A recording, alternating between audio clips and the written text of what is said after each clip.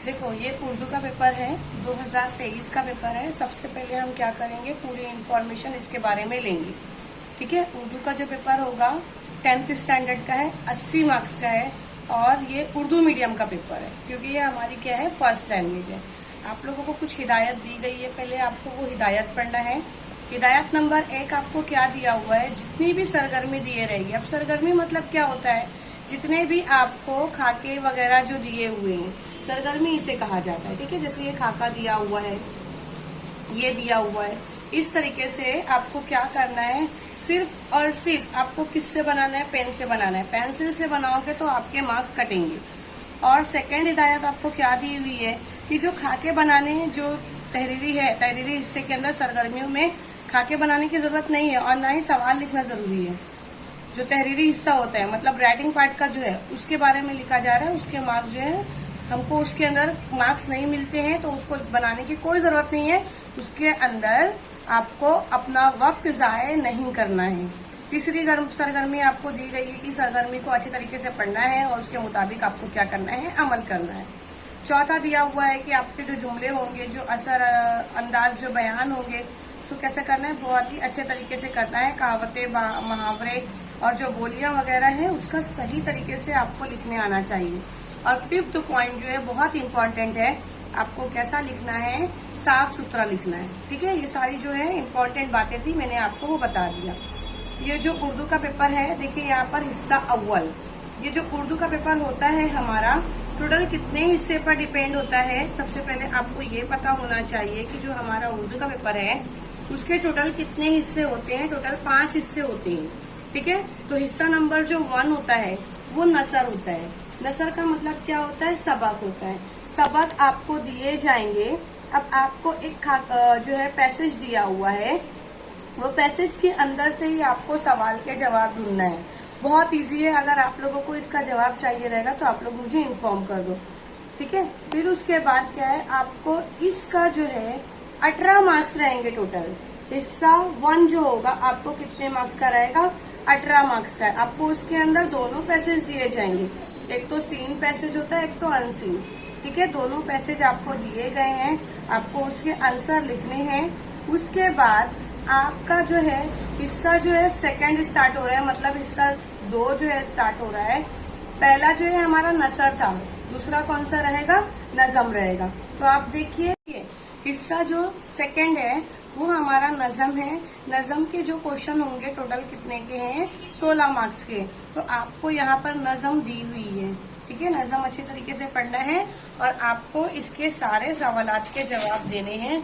हर सवाल का जो है 2 मार्क्स है, तो आप अपने हिसाब से मार्क्स दो और अपने हिसाब से आंसर लिखो। 2 मार्क्स के हिसाब से कितना लिखना है। ठीक है। और फिर उसके बाद आप लोग को एक चीज और याद रखना है कि जो गजल होती है, गजल भी आती है। तो आप लोग इस तरीके से नहीं करना कि सिर्फ पूरी नज़म पढ़ के चले गए, गजल का कोई सा भी पार्ट नहीं पढ़े। आपको गजल भी पढ़ना है। ठीक है।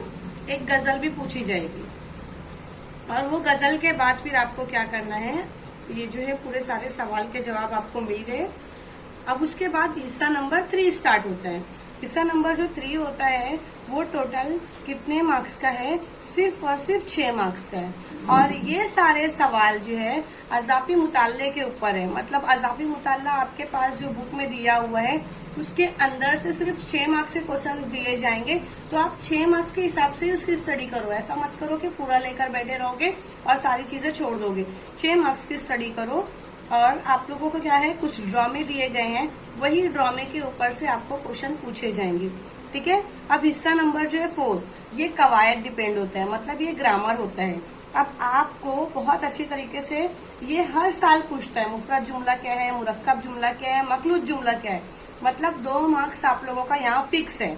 और मुहावरे को अपने जुमले में इस्तेमाल करना है। तो मुहावरे को आप लोग किस तरीके से करोगे, पहले क्या करोगे, इनटू ब्रैकेट उसकी मीनिंग लिखोगे और उसके बाद उसको सेंटेंस में यूज करोगे। ठीक है।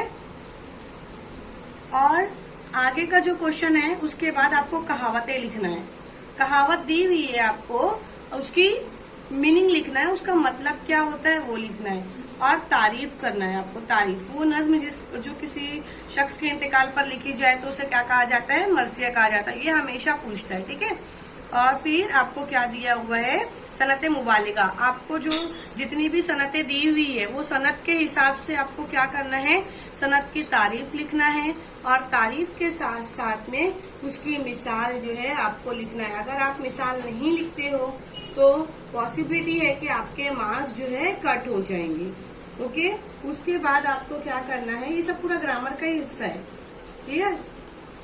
मैं आपको ग्रामर का अगर आपको चाहिए रहेगा आंसर तो आप लोग मुझे बता दो, मैं आपको बता दूंगी। आपको क्या करना है ब्लू, आपको क्या करना है कि जो साबिके और लाहिके हैं आपको कम से कम 2-2 वर्ड बनाने हैं। क्लियर हुआ? आगे चलते हैं हम हिस्सा नंबर 5। हिस्सा नंबर 5 ये जो है पूरे सबसे ज्यादा मार्क्स इसी पे है, 24 मार्क्स का है। ठीक है, आपको बहुत अच्छे तरीके से ध्यान देना है कि खत लिखना है। खत में भी 2 टाइप्स होती है, एक रस्मी खत होती है और एक गैर रस्मी खत होती है। तो दोनों में से आपको सिर्फ और सिर्फ एक ही लिखना है, दोनों लिखते नहीं बैठना। क्लियर हुआ? और उसके बाद या तो फिर आपको क्या करना है, आपको अलिफ और बे दिया हुआ है। ठीक है, अलिफ दिया हुआ है, अलिफ और बे।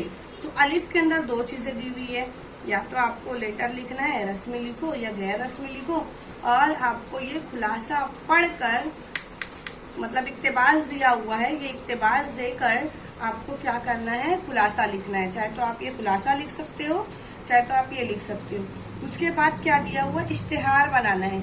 इश्तिहार आपको बहुत ही बेहतरीन तरीके से बनाना है। 5 मार्क्स का जो है आपको सवाल इसी पर दिया गया है।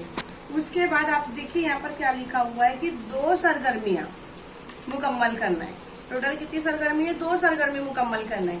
तो एक सरगर्मी पे आपको 5 मार्क्स है और दूसरी सरगर्मी अगर आप लोग कंप्लीट करते हो तो उसमें 5 मार्क्स है। मतलब के टोटल आपको कितना दिया हुआ है, टोटल 1, 2, 3 3 सरगर्मी आपको दी गई है।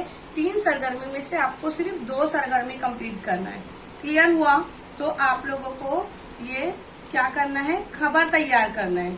खबर जो है आप लोग खबर तैयार कर सकते हो, उसके अंदर 6 से 7 पॉइंट होते हैं।